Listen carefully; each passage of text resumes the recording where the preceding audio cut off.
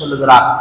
அன்பார்ந்தவர்களே, இப்படி ஒரு பக்கம் அல்லாஹ்வுடைய அருள் பார்வை இருந்தால் எப்பேற்பட்ட நெருக்கடியான காலகட்டமாக இருந்தாலும், அது நல்லவர்களாக இருந்தாலும் சரி, தீயவர்களாக இருந்தாலும் சரி, அங்கிருந்து நலவு வர வேண்டும் என்று அல்லாஹ் நாடிவிட்டால் எந்த கொம்பனாலையும் தடுக்க முடியாது. அல்லாஹ் அந்த கெட்டவன் நாவாலே அந்த நலவை உலகெங்கும் அறிவித்து தருவான். அதை நாம் நல்லது, அவன் நல்லவன், ஹைரானவன், நம்பிக்கையானவன், நாணயமானவன், அடுத்த முறை அவர்தான் என்று நாம் நம்பிவிடக் கூடாது.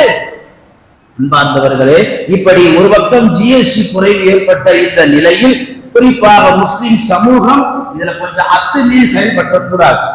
எல்லாம் விலைவாசி குறைஞ்சுதானே இருக்குது, நாம எல்லாத்தையும் வாங்கி பயன்படுத்தலாமே என்று ஒரு எல்லையை கடந்தால் அந்த எல்லைக்கும் நாளை மறுமை நாளிலே அல்லாஹ்விடத்தில் கேள்வி கணக்கு இருக்குது என்பதை அல்லாஹ்வும் ரசூலும் சொல்லி காமிக்கிறார்கள்.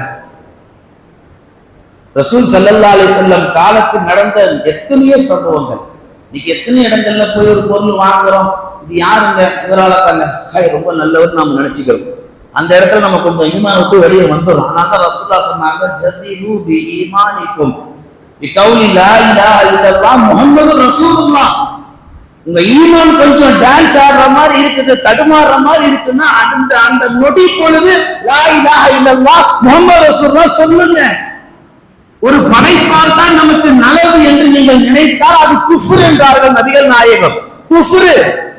அவரால் தான் நடுத்தர மக்கள், அடித்தட்டு மக்கள் இன்றைக்கு நிம்மதியாக பொருளாதாரத்தை உயர்ந்திருக்கிறார்கள் ஒரு குடும்பம் நினைத்து வாழ்ந்தால், அதுவும் இஸ்லாமிய குடும்பம் வாழ்ந்தால், அது இஸ்லாமிய பார்வையிலே குஃப்ரான குடும்பம் என்பதை அல்லாஹ்வும் ரசூலும் முன்வைக்கக்கூடிய வாதம்.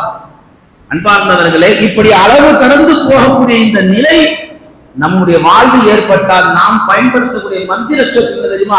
லா இலாஹ இல்லல்லாஹ் முஹம்மது ரசூலுல்லாஹ். ஒரு பொருளை வாங்குறீங்க, ஜிஎஸ்டி குறைஞ்சிருக்கு, உடனே யாரையும் நினைச்சிடாதீங்க. லா இலாஹ இல்லல்லாஹ் முஹம்மது ரசூலுல்லாஹ் என்று சொல்லி அந்த பொருளை பெறுங்கள். ஈமானின் பலமும் அதிகரிக்கும். அல்லாஹ்வால் தரப்பட்ட அந்த கருணை, அவனால் தரப்பட்ட அந்த நியமத்தில் ஹைர் மாத்திரம் உண்டாகும், ஷர் உண்டாகாது. ஆரம்பத்தில் சொன்னதை போன்று செய்யக்கூடிய தர்மத்தில் நலவுகள் இருக்க வேண்டும், நன்மை அடங்கி இருக்க வேண்டும். குறைஞ்சு போல் சொல்லி நினைச்சு கொடுப்பதற்கு பேர் தர்மம் கிடையாது. இன்னைக்கு சர்வ சாதாரணமாக முஸ்லிம் சமூகம் பணத்தை இஸ்ராஃப், வீண் விரயம் செய்கிறது. பெரிய இஸ்ராஃப்.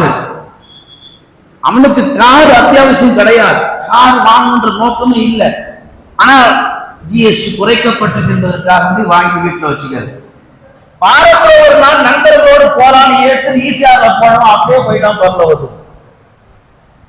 ஹைர் ஷர் என்று எப்படி நிர்ணயிக்க முடியும்?